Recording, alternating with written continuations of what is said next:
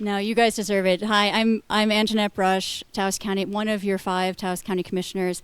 Thank you all for being here, especially thank you, Attorney General Torrez. Raúl Torrez is a career state and federal prosecutor who has devoted his career to protecting the most vulnerable among us, especially our children. He has experience at every level of the criminal justice system, from working as a frontline violent crimes prosecutor in rural communities to advising President Barack Obama's Department of Justice. He was elected in 2023, or took office in 2023, and boy, sir, do we need you now. Our community has a lot of questions. We have probably even more concerns, and frankly, we've got some fears. So we're very grateful that you're here to talk through those things with us. Thank you so much for coming to Taos and having this conversation. Before we start it, I'd like to just acknowledge a few folks in the audience. From U.S. Senator Martin Heinrich's office, we have Aurora Valdez and Rita O'Connell. Hi, you guys. Thank you guys for being here. From Congresswoman Teresa Leger Fernandez's office, we have Victoria Martinez. We have my sister county commissioner, Darlene Vigil. We have Town of Taos Mayor Pro Tem Marietta San Esteban Fambro. And we also have former County Commissioner Candace O'Donnell. Thank you. So once again, thank you. Let's get started. Thank you. All right, so the most important thing is, can you guys hear me in the back? Okay. I want to start by just thanking you for taking the time to be here. I know people have a lot of questions, and we're going to try and get through as much of the outstanding issues that you have, both state, local, and I think probably for a lot of you national issues that we have been engaged in. I want to give you, though, before we open it up for questions, a sense of the work that we have been doing, not only over the last couple of years, but more importantly, for the last 5.5 months. In anticipation of the possibility that President Trump would be reelected, the Democratic attorneys general from across the country started meeting a little more than a year ago, and I participated in that group and sort of discreetly but very intentionally started reorganizing my agency, my office, in anticipation of having to litigate on a number of issues. We essentially took Project 2025 as a blueprint, despite the fact that then candidate Trump was making statements that he didn't know anything about it. We decided not to take him at his word and looked at Project 2025 as an actual blueprint for what would guide the second Trump administration. Unfortunately, not only has Project 2025 been operationalized by the Trump administration, it actually doesn't even contain all of the elements of some of the more destructive policies that we've seen. And as a result, we not only built this new unit, the Impact Litigation Unit inside the Department of Justice here at the New Mexico Department of Justice, but we started coordinating with the other 22 Democratic AGs from across the country and breaking each of the issue areas in Project 2025 into working groups. And so our office leads and participates in a number of different working groups. We are primarily focused on immigration enforcement issues and border-related issues. I know you may have some questions about that. And surprisingly, some of the more extreme proposals in the immigration playbook have been moving a little slower than some of the other elements that have been activated by Donald Trump and more specifically Elon Musk. So at present, my office has led or participated in 18 separate lawsuits against the Trump administration.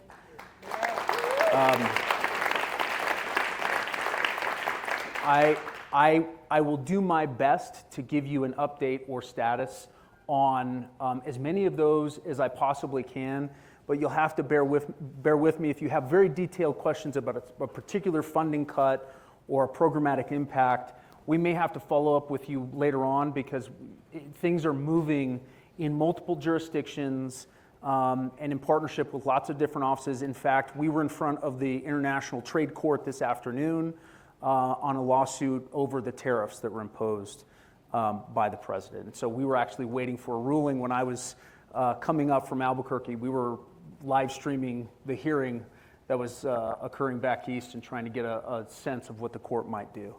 In general, the way to think about the Trump administration's actions, and if you try to map on a coherent strategy, and it's pretty hard to do because it's not that coherent many times, but the through line in all of it is an attempt to broadly expand presidential power and presidential authority at the expense of the other two branches of government.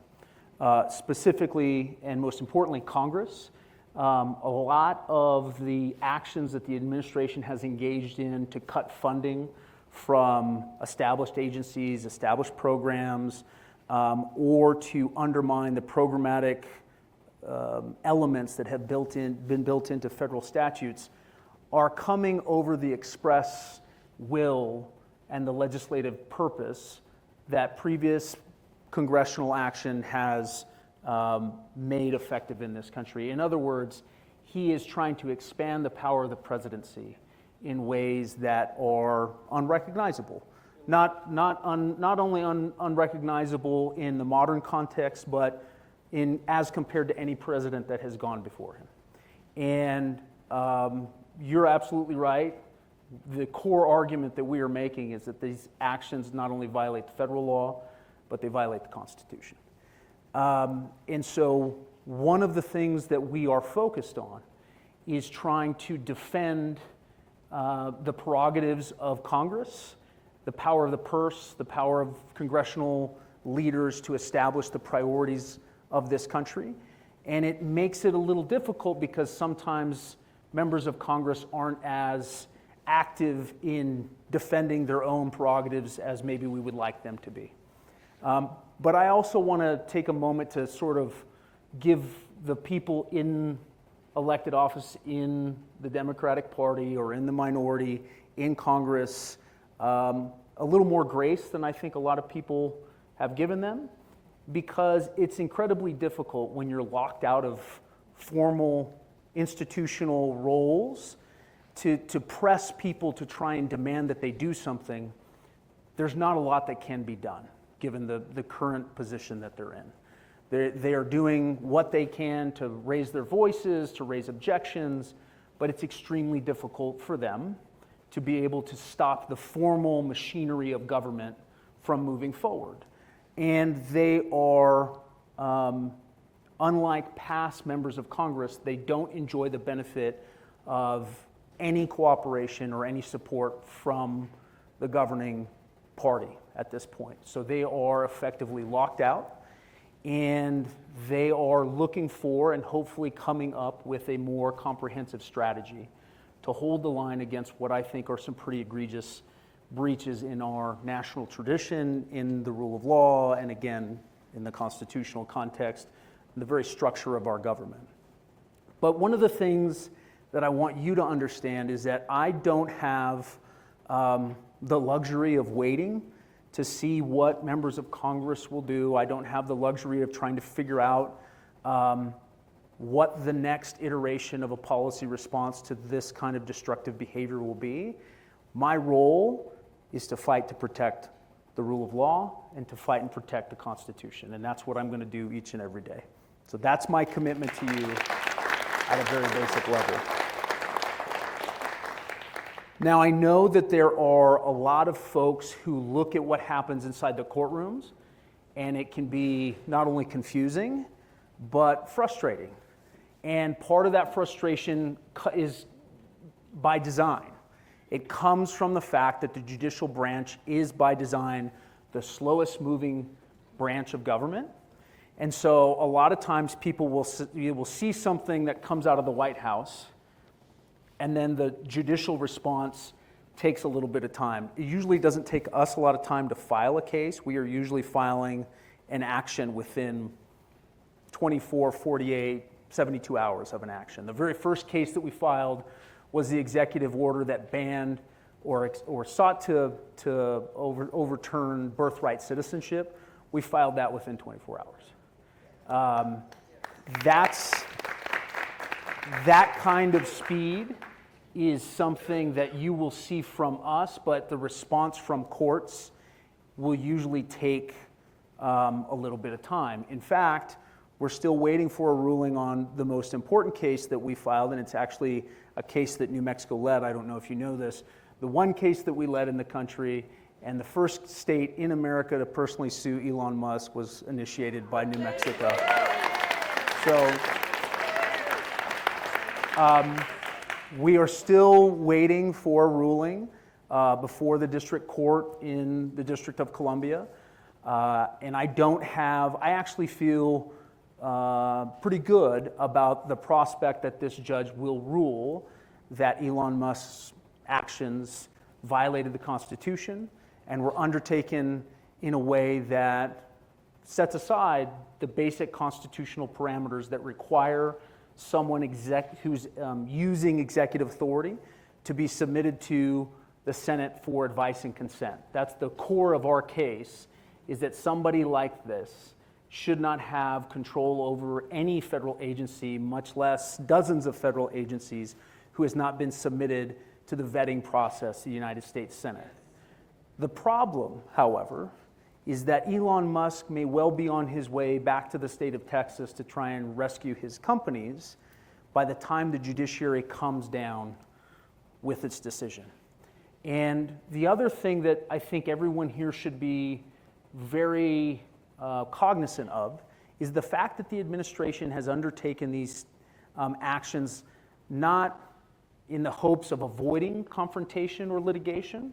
They are actually hoping to have some of the cases that we have filed be filed so that they can then elevate some of these core questions beyond the district court level where we are winning into the courts of appeals and then eventually to the United States Supreme Court to try and validate and support this long, expansive view of executive authority.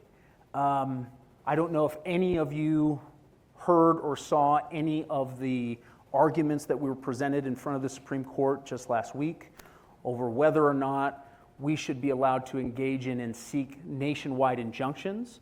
But that was a key procedural issue. And to give you just a very quick snapshot on why that's so important, every single time we file one of these actions, if we are seeking relief to protect and preserve the legal rights of American citizens in the state of New Mexico, but across the entire country, we're asking district court judges to enjoin the administration from engaging in that behavior across the whole nation.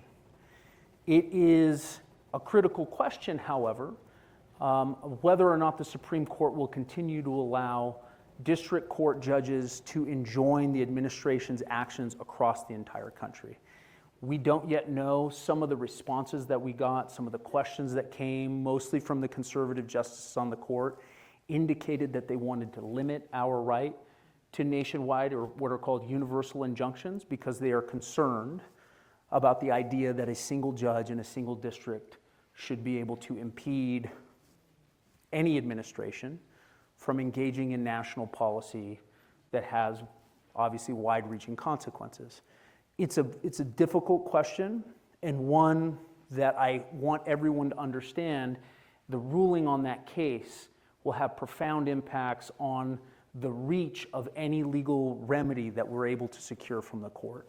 But it's something that you really do need to pay attention to because it's the tool that we used in every case, whether it's HHS or cuts to Head Start or the cuts and conditions that have been placed on DOT grant funding and things of that nature. We always seek a nationwide injunction to stop unlawful or unconstitutional actions. So that's the state of play at a national level. Virtually none of what I have described to you is or was really on the radar of elected AGs. Most of my predecessors were mostly concerned about consumer protection issues only in New Mexico, water issues in New Mexico, occasional criminal cases. I still have, that's my day job, so I still do the day job. And then the night job is to focus on what's happening with a president who has gone way beyond the limits of our Constitution. And so I want to close this little intro by just appealing to everyone's sense of community. I think this is a really important thing for people to come together in community and have an understanding that, number one, you're not the only one who's looking at the news every night and getting a little freaked out and having some anxiety about the future of this country and what does it all mean. But what I would hope that you would do, and frankly, if I can count on any county in New Mexico to really heed this, it's Taos County, is to try and come together, right? Support one another and not let anger overwhelm what you plan to do. Whatever anger you feel, whatever frustration you feel, you need to convert that into action. You need to convert that into concrete steps and actions that can be taken, and it can be done at the local level. To organize yourselves and to make sure that if programs are cut and impacted here locally, you need to make sure that your friends and neighbors know about it. You need to make sure that my office knows about it, that the elected representatives in Washington, D.C. know about it. Because here's the thing. When you talk about what the administration is doing at a very abstract level, there's a tendency for certain people to lose a sense of the humanity that lies behind these policies, right? My mom and dad were public servants. My mom was a school teacher, my dad was a career prosecutor. When Elon Musk or Donald Trump get in front of a camera in the Oval Office and they talk about deep state bureaucrats going rogue and ruining America and wasting time and wasting the public's money, it is, for some people, an acceptable argument to make because they don't understand that they're talking about real people. They're talking about veterans that work at the VA. They're talking about people that work for the Forest Service. They talk about biologists that work on climate change and climate science. They're working on important issues. They're researching cancer, right? They're doing all of this important work, and they're like my parents. They get up every day. They go do difficult things. They usually don't get a whole lot of pay, but they do it because they believe in their community. And the more we can remind each other of the humanity and the impact that this is having on everybody, the more you make this unprecedented assault on our democracy real for people. And you have to do that. You have to make sure people understand that it's not just a budget cut, it's somebody that lives down the road that's lost their job or is going to lose their job. And if you do that, you make it real for people in a way that they can't look away from it.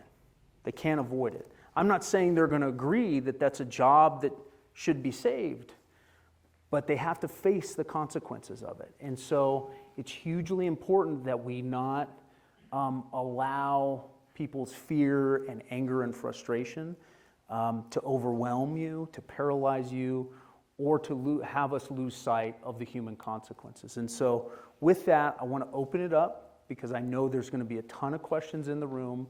There's just a couple of quick asks that I have of you.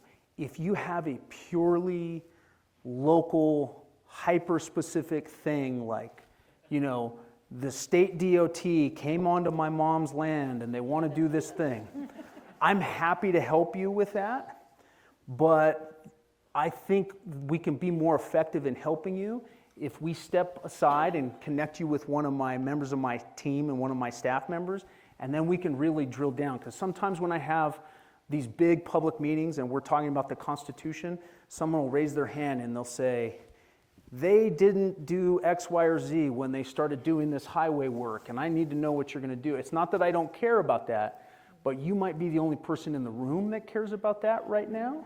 And I want to make sure we touch on everyone's sort of shared concerns. I also want to say that I'm happy to answer any state or local issues of general concern, but I do want to kind of focus on those national issues because they're so unprecedented and they're top of mind sort of for everybody. But with that, again, I want to thank you for being here. I want to know how committed I am and the members of my team are to this fight and to this work, and we're going to get through it. We're going to get through it together. So let me have it. Let me hear the questions that you have.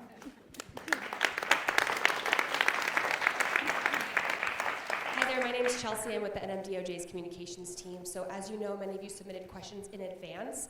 So in order to keep this efficient, we're going to start with a couple of those questions and go from there. So our first question today is Lori Dunn. Myself and Eric are going to have microphones. So Lori Dunn, I think you're here. Can you raise your hand? Yeah.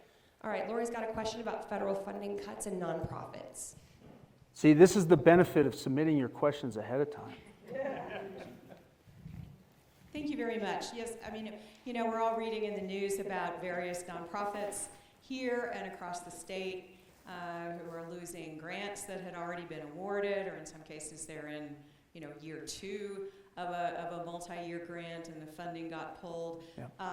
Not trying to ask about specific instances, but just wondering, is there anything that the state of New Mexico can do to try to fight those, you know, many believe illegal funding cuts or revocations of grants that have already been awarded by Congress and were coming from various government agencies? Thank you. Yeah, so the funding cuts, both the mainline programmatic funding and also to grant funding, are the subject of multiple lawsuits that we're engaged in right now.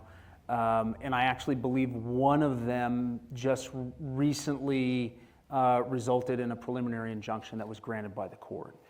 What that means on the ground is that the status quo should prevail while the administration appeals that decision to the circuit and then potentially eventually to the Supreme Court. But the larger issue that we have, number one, turns on first whether or not the administration is going to respect the court's order. And that is, I know, a real concern for everyone that we have spoken to. Interestingly, it's actually the one issue, if you look at sort of polling on the administration, the one issue that enjoys broad bipartisan support is respect for judicial opinions. Because at a very basic level, Americans understand that that core feature of our constitutional republic is the most important safeguard for the unchecked abuse of executive power. And unfortunately, as most of you know, this administration has disregarded pretty blatantly judicial orders. But they have done so in ways that are not predictable. So when it comes to funding cuts and things like that, they seem to be more respectful of the orders that have been issued by the district court. The one area where they are less respectful and more willing to disregard court orders seems to be in the immigration space. We've had several instances, high-profile cases, where a judge has ordered that someone not be removed, not be deported, be granted access to due process. That seems to be the one place where they are more willing to disregard those orders. It's a little early for us to tell whether or not the Supreme Court's going to sustain it, but if I had to guess, I would imagine that even the conservative justices on the Supreme Court are going to be very reluctant to grant a president the universal authority to do whatever they want to the federal budget. Because if you think about it, the next president to wield that authority may not be a conservative. And they may not be willing to grant that level of executive discretion to the next president if that president is not in alignment with their priorities and preferences. For the short term, I think one of the things that we really are going to have to focus in on is how the state of New Mexico can use its excess funding and its reserves and its surpluses to backfill some of that lost funding. I know that the governor has mentioned the possibility of a special session specifically with respect to Medicaid, which I know from some of the questions that were submitted ahead of time is very concerning to people in this community. It's concerning to everybody. This state has, I think, still the highest number of enrolled members as a percentage of their population in Medicaid. So it would absolutely be devastating. It would be devastating to rural health care. Many of our hospitals would not be able to function under the proposed funding cuts that they've got in mind. Unfortunately, though, the bill that is kind of stalled in the House of Representatives proposes draconian cuts and big cuts, specifically to health care, and I'm not sure that, frankly, New Mexico has the resources over the long term to sustain and offset whatever those cuts would mean. So there's sort of the litigation side of the answer and response, which is what I'm focused on. But I think one of the things, when I talked to you earlier about action, one of the things that you should come out of this meeting with is a clear sense of how to engage with the representatives and senators who represent you in the legislature and start talking to them about these are the specific federal program dollars that we are losing, and what is your plan for addressing that, at least temporarily at the state level? All right. Who else? All right. Do we have Colleen from Youth Heartline? Colleen has a question here on the impact of federal disruptions as well as the role of the Office of the Child Advocate.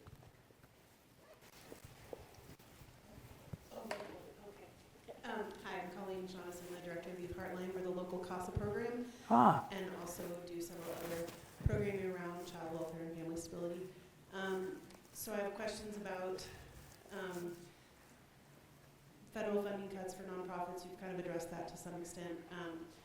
But also you haven't recently acknowledged that you're starting an Office for the Child Advocate or something along those lines. Yeah.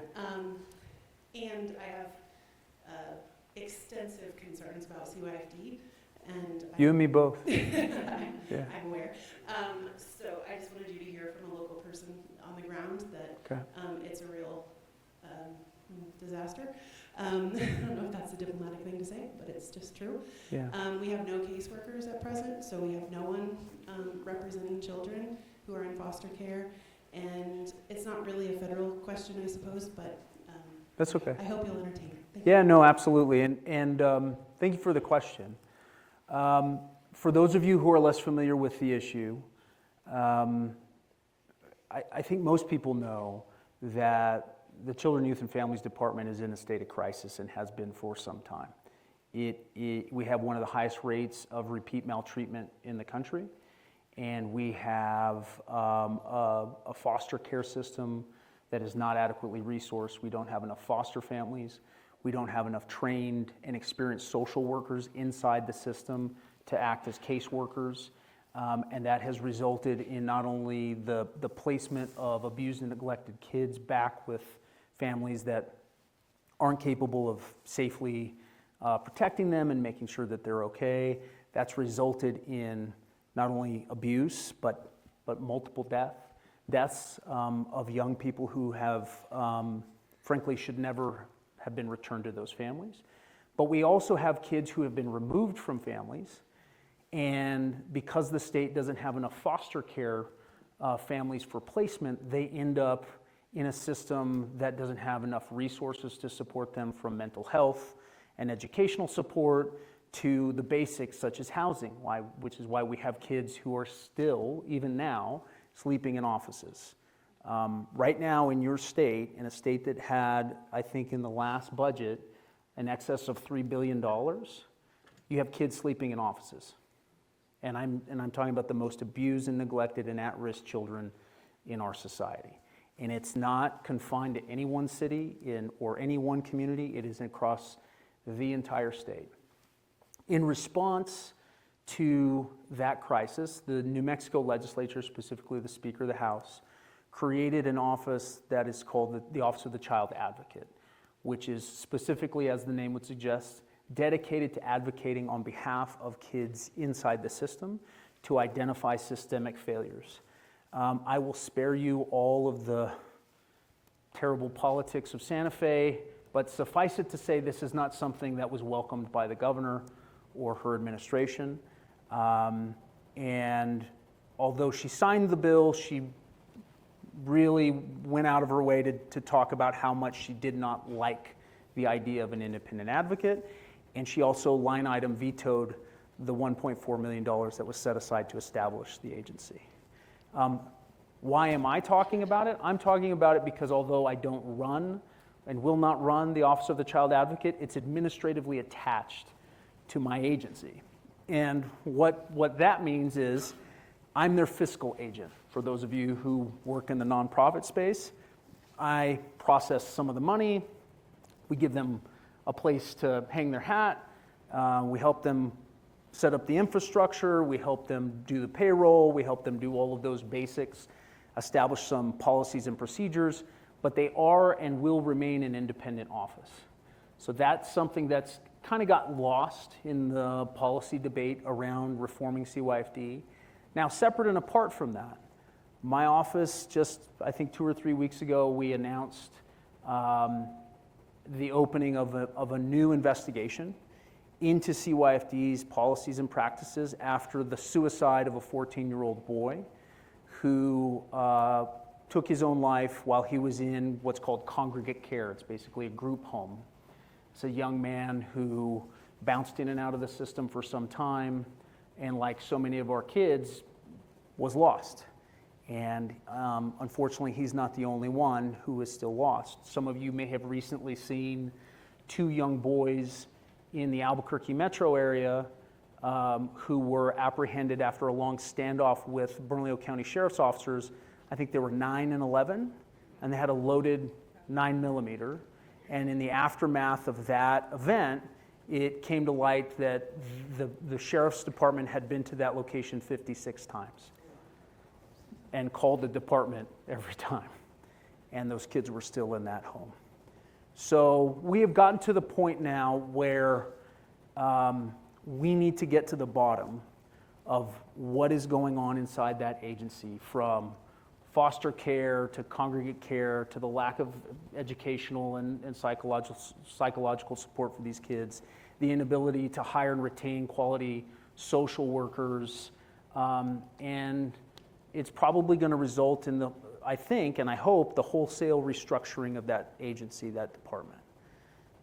Because it's very difficult for somebody in my position to be advocating for the role and the importance of institutional safeguards at the national level and challenging the Trump administration for their failure to abide by and respect the rule of law, and also to live in a state that has an agency that's charged with defending and protecting the most vulnerable people, and we're not getting it done. So that's something that we're engaged in, and we're going to be conducting this investigation over the next several months. The hope is that when the new incoming child advocate is named, goes through the selection process, we'll hand that person this report, and it'll be a comprehensive public report that they can rely on to identify all the systematic areas that demand and deserve our attention if we're going to better protect these kids. But thank you for your work and the question. I appreciate it. All right, we're going to take a question from the audience on the next one. Saw a lot of hands. Oh, first hand's right there.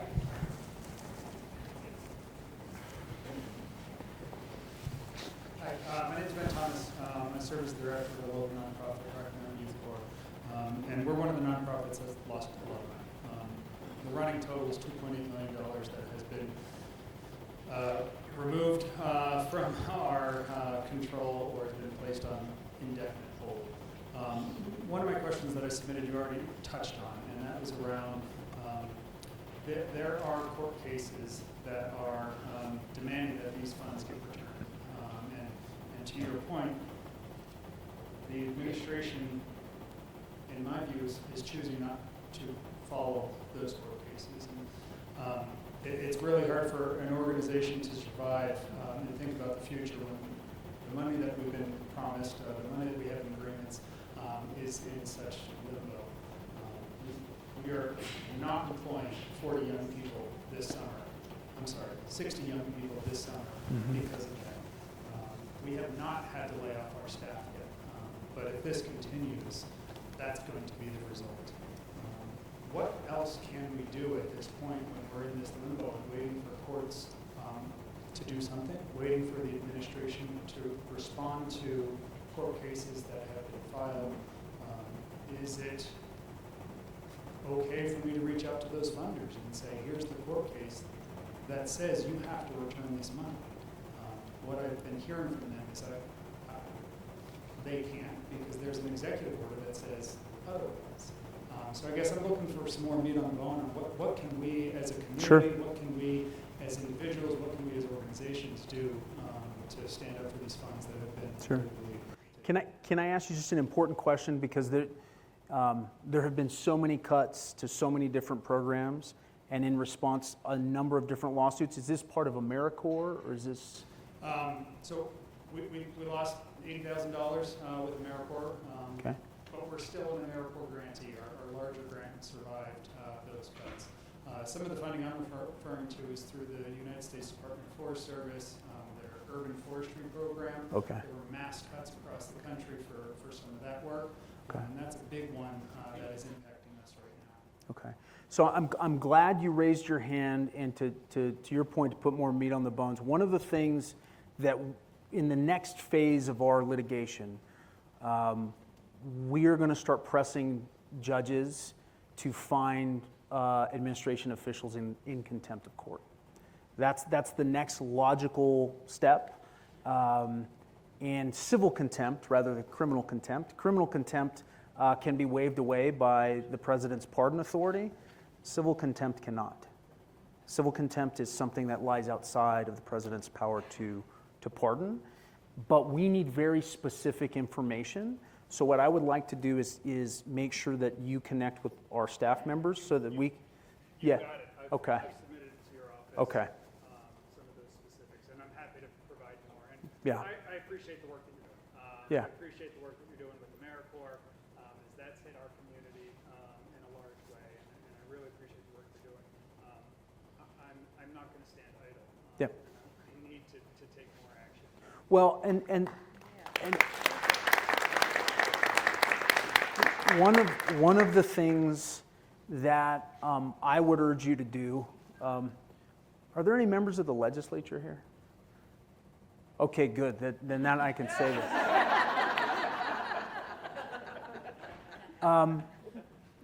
To the earlier question about funding cuts, right? We have money available to maybe not offset all of these things, but at least some of these things. But in order for that to happen, it has to make it through the appropriations process. And the interim committees for the LFC, the Legislative Finance Committee, they're starting to meet again now during the summer. There's a budget session coming up in January, and they should have a clear understanding going into that session, but well before, months before, of the specific programmatic hits that are happening. And I know we have representatives from some of our congressional offices and Senate offices here. If we can work with them to help us catalog the shortfall, you know, we receive as a state so much federal money, there's no way to offset all of it, but we can hopefully come up with a plan to try and inject some targeted relief for people that are in your position to try and bridge the gap. I will admit right out of the gates that I'm the Attorney General, so as the governor and the appropriators in the legislature would say, this is none of my business, and they're right. But it doesn't stop me from offering some guidance and suggestions about how I would approach this, because my role and responsibility will be to take your ongoing lack of funding back to the judge and let the judge know they're not complying with the order. We want you to hold them in contempt and force a hearing. But as you know, that process is very slow. And think about it, I am standing in line with 23 other AGs who each of them have their own line item funding issues that they're trying to raise for the court. So if we get to talk about your specific impact at all, it will be very, very brief, right? So if you're looking for more immediate and specific relief, I think as part of a community strategy, it has to involve engaging state and local leaders and accessing that money that's available right now. Because the numbers from oil and gas in terms of surplus in the state budget, they've been pretty big the last few years. And there is quite a bit of money there. So that's something that you should definitely look at. And we're happy to help you sort of navigate that process, because I don't have that much success getting money out of the legislature sometimes, but we're happy to sort of help you engage with people on that issue. All right, we had 3 questions at least on this topic. So I'm going to ask on Karen Dyer with concerns about the local hospital and potential cuts to, do we have Karen or Dan Green? With Karen. Sorry. Here.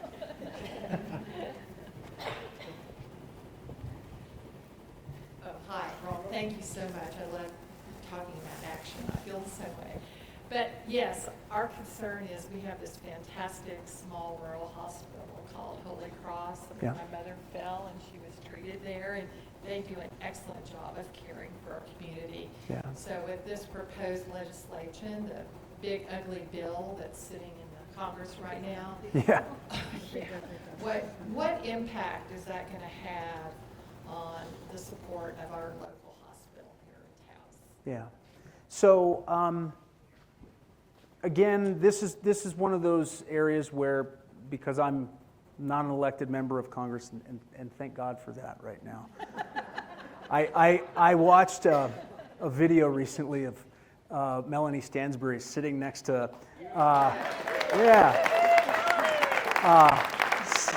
sitting next to Marjorie Taylor Greene. And the only thing I could think is there is no amount of money in the world that you could pay me to sit next to her and do that. So she deserves special credit. My sense of it is that this actually, there's a reason that Donald Trump is doing what he's doing by executive order. And he's doing what he's doing by executive order not only because he loves the visual of it, and he also doesn't understand the way our system works, but he's also masking weakness, okay?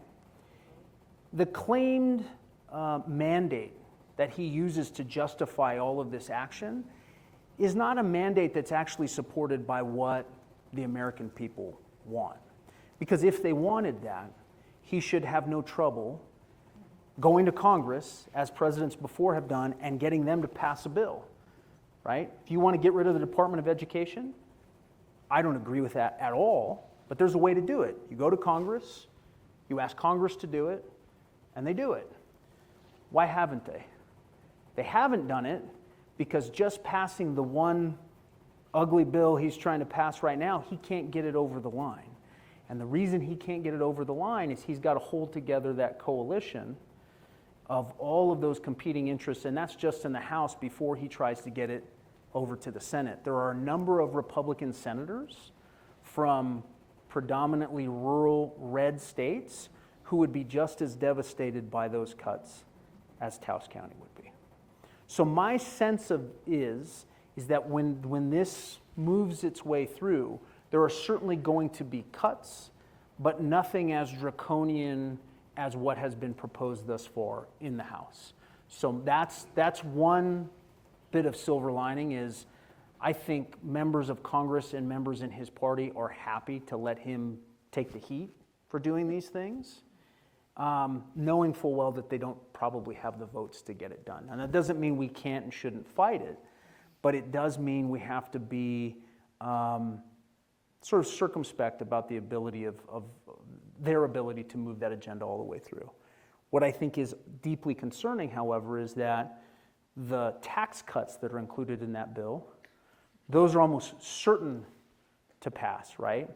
And so what you're going to see is a growing gap, and it's not the first time, this is a bipartisan thing, gap between expenditures and revenue. The budget deficit's going to grow, which puts pressure on the bond markets, which puts pressure on, which raises interest rates, our long-term borrowing, and it's going to make the deficit grow and grow and grow. We're at a rate now of deficit spending that is usually associated with going to war or something like that, and it's all in service of trying to hand tax cuts to people that don't need more tax cuts and trying to justify it by cutting funding to hospitals that desperately need it and would shut without it.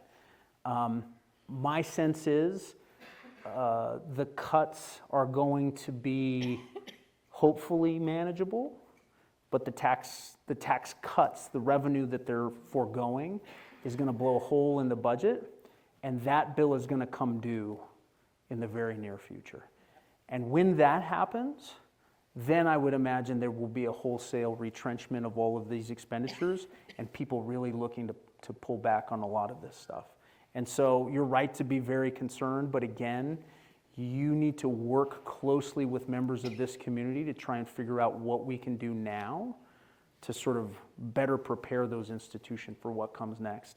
Of all of the things that the governor has talked about calling a special session on, Medicaid cuts and rural health care is right at the top of the list because it would be devastating. What else? All right, we're ready for another question. We've got one right over there, Eric. Thank you. My name is Jade Stevens, and I'm a retired educator here, and I put on the Taos Environmental Film Festival for 8 years. I really appreciate your putting together this forum, and as a civil society member, I was at the United Nations in March as a delegate for Nuclear Ban US, and recently Donald Trump raised the budget for the military about 25 to 30%. Yeah. To $1.3 trillion, and they, over the next 30 years, plan on putting about that much money into Los Alamos National Laboratory, which is an economic driver in this state. But I stand with the Nobel Peace Prize winners of 2024. This is the 80th anniversary of the atomic bombing of Hiroshima and Nagasaki, and New Mexico plays a pivotal role in that. It would be very easy for both Sandia and Lano Labs to retrofit into dismantling nuclear weapons and putting that money, which will be over $1 trillion over the next 30 years, into medical, hospital, research, educational, climate change remediation. Yeah. And I really want to underscore this because in the news in the last couple of days was about this dome. Nuclear ban dome, which is a total waste of money right now. Yeah. Reagan tried to do that way back in the late 80s. And so we're at risk of abolishing the humanity on this planet if we don't make some serious changes. And we're 45 miles downwind from Los Alamos National Lab, and on June 2nd, they plan to do a tritium release, which I'm sure a number of people in this audience have heard about. This is a macro issue. It is the issue of the moment, whether we're going to survive or not. And I think New Mexico is playing a pivotal role in that. And we can make a difference for humanity around the world. Nuclear bomb started here, 45 miles from Taos, and it can end here. And I hope that you will listen to me and not think that I'm some fringe person, because this is hugely important. Thank you for your time. Thank you, Gene. I appreciate it. One of the things that I want you to know is this is a very personal issue for me. My family, my father's family, is he comes from a little town that's about 70 miles east of the Trinity site. And he is one of, I always learned it as one of 11 children. It turns out he was one of 12 children. My grandmother was pregnant in the summer of 1945, and they used to, as many of those old homes and families did, they relied on a cistern to gather water off of the roof, and they would eat local vegetables, and you know, they raised livestock there. Long story short, my grandmother's baby girl was born covered in sores and afflicted by something that at this point we will never know what it was. They took her to Roswell. The doctors there they didn't have any answers. They didn't know what was going on. They buried her in a small grave, and she went back to her small town, and her government never warned her before the bomb went off, and never compensated her family or any other family after it happened. So, look, this is a profound, not only economic question, but a moral question, and I think it's important for us to raise it. One of the things I want to be mindful of, however, is, as you pointed out, the labs, specifically Los Alamos, that's a lifeline of prosperity for my wife's family and lots of other kids, right? They get jobs there, working at the labs, doing things that enable them to live close to home, to maintain their communities, to maintain their way of life. And I think it's incredibly important for us to do what you said, which is come up with a responsible way, if you're going to transition the mission of that lab, to do so in a way that respects the fact that those families rely on those jobs, right? Because we cannot destroy communities and the economic foundation of those communities without giving them a lifeline to something else. My sense of it is that they don't work at the labs every day because they were dead set on making the most efficient nuclear weapons, right? That's not what the families in Pewaukee are looking for, Espanola, or anybody else who commutes. They're there because of the work. It's work that's close to home, that's close to their community. So the question is, what are we going to replace it with? And the most profound shift that you've seen, which you noted, is the shift away from investments of technologies that will support the future, whether it's the green economy, new sources of energy, ways to more efficiently deliver water in a world that's going to be challenged by a lack of water. The people who work at those facilities have world-class talent, but they need to be focused on the things that make us safer and healthier, not just the things that are focused on as centerpieces of national defense. I know that's something that Senator Heinrich has been focused on for a real long time, but right now, I will tell you, we are doing our level best to just defend democracy and make sure we have the right to show up and have this debate and conversation 4 years from now, 8 years from now, and 12 years from now. So don't lose sight of that, but that's what we're focused on right now. All right, we have a question from Cass Adams, and then we have a question from this side of the room. Cass. Yeah, I'm a mental health worker over at Team Builders here in Taos, and I worked at Tri-County for 6 years before that. And I don't know if the majority, but close to that of the people I've served, probably 200 people in 7 years of service, rely on Medicaid, Medicare, food stamps, Head Start, so many government programs that are aimed to help those in need. And I'm concerned, and the programs are already insufficiently funded and insufficiently staffed to see further cuts, and people were living in very precarious ways in our community. And I don't know what can be done. For those who are curious, I wrote an article for my turn, which might come out this week or the following week about this. But I'm concerned about these people. It's my livelihood, but I care about people who are struggling, and I don't think we do enough to support those people. Yeah. So any suggestions you have of supporting the vulnerable people in our communities, and legislatively, or just, I mean, for me, I chose to write about it and having conversations, I think. Just doing it, I really appreciate you just saying, bring it locally and with our friends and with our families. I think it's a really simple, powerful way to do that. And I think as we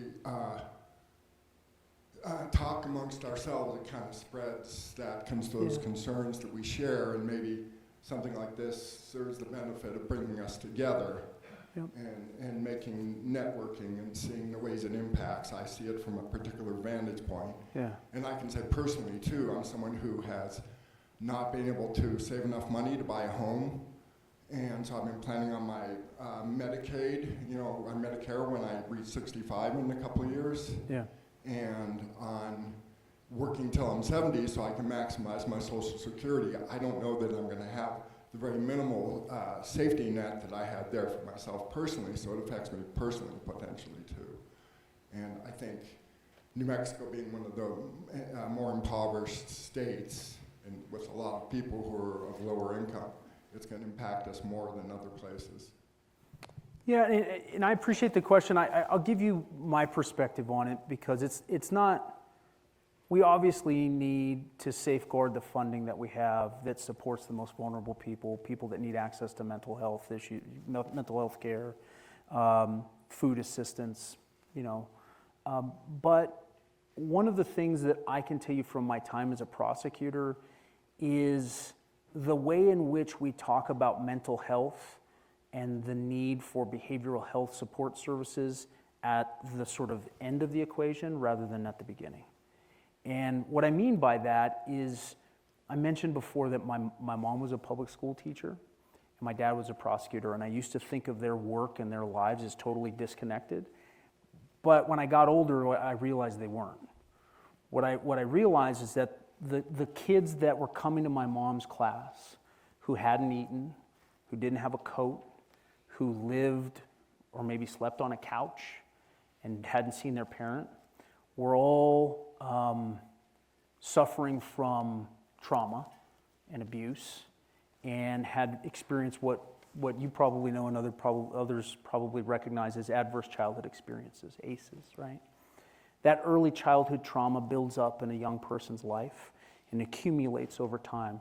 And when it accumulates from 0 to 5 or 6, it has a whole host of subsequent health impacts, economic impacts. It increases the likelihood that they'll end up in the criminal justice system and drop out of school. They'll end up needing more health care. Part of New Mexico's generational challenge is that we live in one of the most traumatized and have some of the most traumatized members of our community all around us, right? In other words, when you see some news from Albuquerque about some 16, 17, 18-year-old kid who's picked up a gun and shot someone else, it is a horrific moment in time, and it is something that we have to deal with inside the criminal justice system. But what you're usually seeing is a story that began 10 or 12 years before.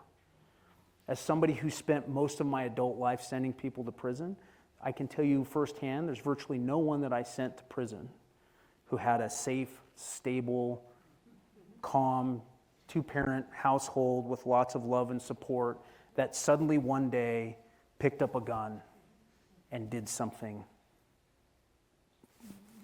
inexplicable. This is the challenge for New Mexico.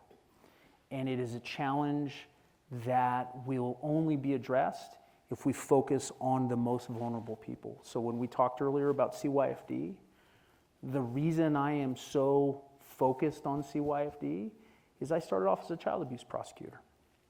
That's how I got my start. I know what happens when you don't help abused and neglected kids, right?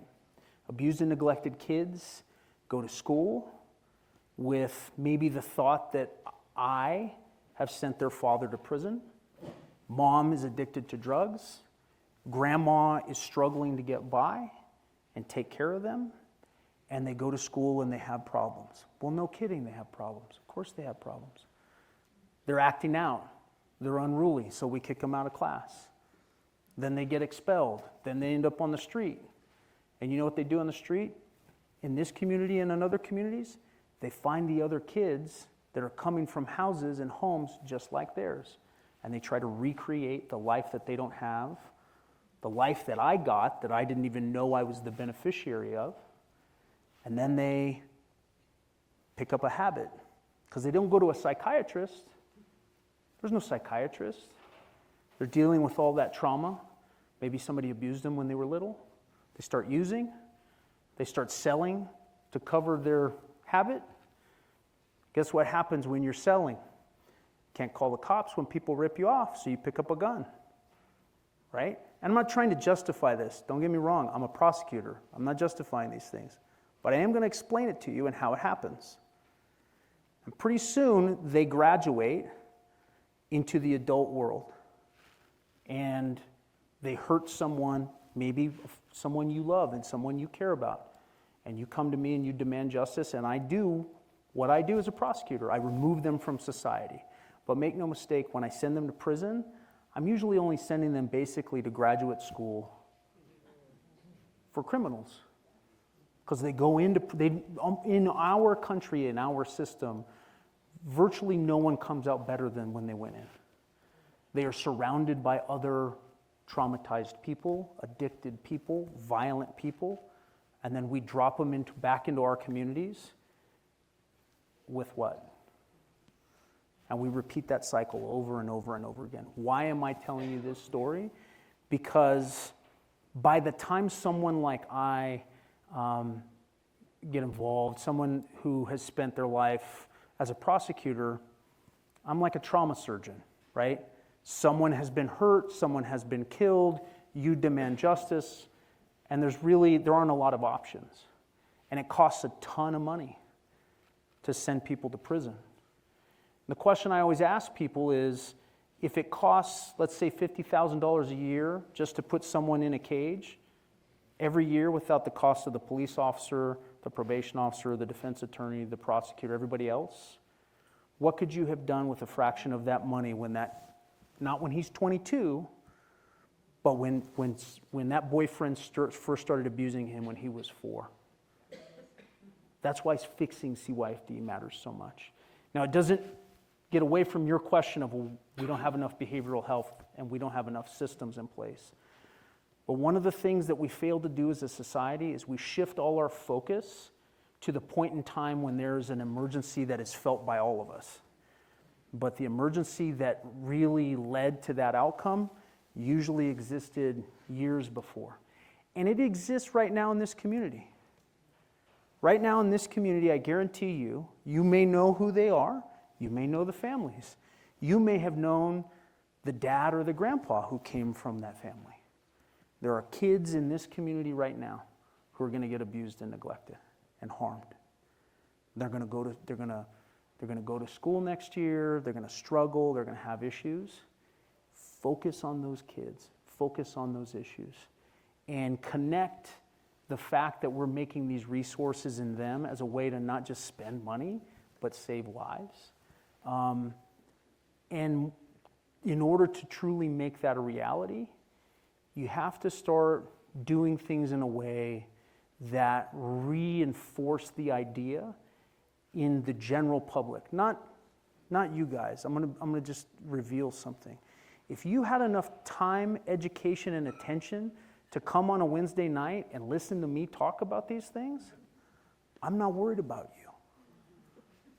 If you're in the room, you're going to be okay. There are lots of people who did not come to this. Clearly, they have better things to do. But there are people in the community who are suffering, and they don't have the resources, and they need help. And they need to know that their government is focused on them and their issues, from housing to health care to Head Start to, getting kids. I can't think of a better program than taking kids and putting them in the forest. I would send him 400 of the miscreants I have to deal with in Albuquerque. And I have a feeling a summer in the forest in Taos would solve a lot of their problems. But in order to do that, we have to make sure that we are spending more of our time bringing each other together rather than tearing each other apart and dividing each other. And I can tell you as a Democrat, one of the things that my party specializes in is dividing ourselves within ourselves, right? And people who believe in these things. We can't do that, right? We cannot do that. And I'm not trying to I don't want to make a partisan speech, because I truly believe that at their core, Americans they're a decent, generous people. They are. And I know people watch the news and they get frustrated and they get mad, and there is a tendency to start thinking about how the hell did you let this happen to us? We're all in this together, right? And that's what we got to get back to. We got to find a way back to a place where we start treating each other decently and with respect and elevating the work that you do. So I appreciate it. We've got time for one more question. We're going to go right back here in the back. Now, we tried to get to as many as we could today. If we did not get to your question, people with polo shirts, we all work for the NMDOJ. Come find us. We can take a couple more. It's okay. Look at this guy. All right, we'll take a couple more. All right, so we'll start here, but for future reference, at the end of it, if we didn't get to you, come find those of us in polos and we can help you out. And if you're media, come to me and I'll take care of you as well. But we've got a few more questions. Hi, Raul. I asked you earlier about if you could give us a quick briefing on the Hermit's Peak Cap Canyon fire. I understand you gave an opinion, I don't know what, 6 months ago or 8 months ago. Yeah. And you said you only represent the state. Now there are other law firms representing individuals who live in the state, and they're still here 3 years waiting in Judge Browning's court. So give us like a quick appraisal of what you think is going on, or what specifically, what does your office do in this matter? So at a very basic level, I am the lawyer for the state of New Mexico. That's my client, right? So my role in this is to make sure that the state of New Mexico is made whole for the damage caused by the fire, the damage to the roads, infrastructure, the cost of the National Guard, all of those other things. I cannot, by law, represent individual people. So for those of you who are about to come up afterwards and be like, I've got a divorce case, I don't do that and I can't do that. But the reality is, as I understand it, and my wife's family's from Mora County, so I do my best to just keep my mouth shut when this comes up. There are two tracks, right? There are people who went down the FEMA claim submission track, and there was a lot of blowback and a lot of bureaucracy on the front end. As I understand it, that has gotten better. They have a new administrator, and the claims process is moving faster. As I understand it, people who have filed their own independent claims, that is going slower. And that's taking a lot longer for those claims to work their way through the system. My role got a whole lot easier because the administration said that they were going to manage the claims and cost evaluation. We hired an independent firm to come and help with that, and the administration declined to use that work, which is their prerogative. That's fine. So we are playing a role where we're trying to make sure that the state itself is made whole. Now, the one role that we play, and I want to make sure I highlight this for anybody who may have family in that area, we have heard concerns and reports about out-of-state attorneys and law firms taking advantage of people. I do have consumer protection authority. And so if people, even with respect to a contract that they may have signed with a lawyer, if they are being taken advantage of, if lawyers are engaging in unethical business practices, that is something I want to know about. We heard reports about people assigning their claims to get cash in advance, kind of like loan sharking. That's a no-no. We don't allow for that, and that's something that we're going to take decisive action on. That's the one way in which we would step in on an individual basis, because I have authority under the consumer protection laws. Link, you got a question? Yes. My name is Link Summers. I'm the ward chair for the first ward for the Democratic Party here in Taos. And generally, folks like me, Anglos, who are politically active, we're not particularly worried about ICE knocking on our door, but I can tell you in Taos County, of all the people I know and have met here over the last 40-some-odd years, they're scared to death that ICE is going to show up, and as the chief law enforcement officer for all of us here in New Mexico, they want to know, what am I supposed to do? Yeah, so it's a good question. One of the things that we did is issue guidance for what used to be called sensitive locations. That designation has been removed, but sensitive locations are schools, hospitals, courthouses, public spaces where we know immigrant families are coming to participate in the criminal justice system, access education, those sorts of things. Historically, those spaces were off limits for immigration enforcement. They are no longer off limits. And just as a general matter, federal immigration officers are allowed to be present and engage in enforcement action in any public space that is open to the general public. They are allowed to be in those places. However, there are certain limitations on what information they can access, what work they can engage in with or without a warrant, and that's why we issued that guidance to people. The more pressing concern is whether or not local law enforcement can and should be enlisted in immigration enforcement. That requires what's called a 287G agreement that local law enforcement agencies enter into with the Department of Homeland Security and thereby become designated immigration officers. So in certain states in this country, in Texas, for example, in Florida, for example, you have local law enforcement engaging in immigration. We don't have that anywhere in New Mexico. There are no 287G agreements. We closely monitor that. And my belief is that is counterproductive to public safety. It actually harms public safety because you discourage people from participating in the criminal justice system. We have reports from other states where we have crime victims. There was a woman who was a victim of domestic abuse and domestic violence who secured a restraining order against her abuser. She showed up in court to support that petition and was taken into custody by ICE. So it is that kind of thing. That's exactly why those spaces are off limits. I will tell you, in immigration, we have heard a lot more rumor on the ground than actual enforcement actions that we can identify and quantify.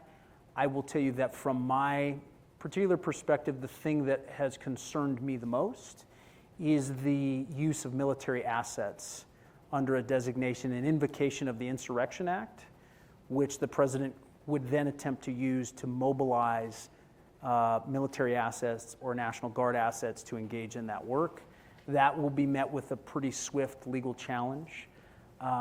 However, it does get complicated by the fact that the governor recently sent National Guard assets into Albuquerque to engage in law enforcement. That makes it somewhat more complicated for us to make the legal argument that military assets should never be used in law enforcement. Somebody's going to be standing in front of a federal judge, and the first question they're going to ask is, didn't your governor just do that? So it's just complicated. I understand, her perspective on why she felt the need to do that, and I understand the Albuquerque Police Department have them in a limited role, but it makes it more difficult. My sense of it is that these enforcement actions that are being done at a national level will probably be more focused on big cities like Chicago, New York, places where there's more density, because we don't have the population density to get the kind of return on investment in the enforcement action. So I would imagine that the administration is going to start in those places first. But if there's ever a credible case that arises in Taos County, we certainly want to know about it. Yes, ma'am. Yeah. I'm with Taos Immigration Allies. My name is Dee Balsamo. And I have sort of the same question. But we have talked to local law enforcement, both the county and the town, and they're pretty much not interested in being ICE agents. Yeah. And they don't have the resources anyway. We've been trying to talk to the schools, the hospital, our town and county government into making policies that forbid employees turning people in, basically, or even asking immigration status, and we haven't gotten as far with that. Is that a good recommendation, and do you think they should do that? Yeah, I think one of the things that has been employed in other cities and other states are clear rules about not sharing information and non-cooperation with immigration authorities for privately held or information that is held in government databases for things that are not intended for that. I will tell you that there are certain strings that are being attached to new grants, Department of Transportation grants, for example, that in order to get Department of Transportation funding, federal dollars, you would have to certify that you're cooperating with the Department of Homeland Security in those issues. Now, there is actually a long line of pretty conservative jurisprudence on the federal government not being able to what's called commandeer state resources. And so we will be making a very conservative argument in front of federal judges about why the federal government's not allowed to commandeer state resources to engage in immigration enforcement. So stay tuned on that. I do think the most important thing, however, is to keep an eye on what's happening, not just at the border right now with the new military designation that's happened along the border, but whether or not those assets are deployed into the interior.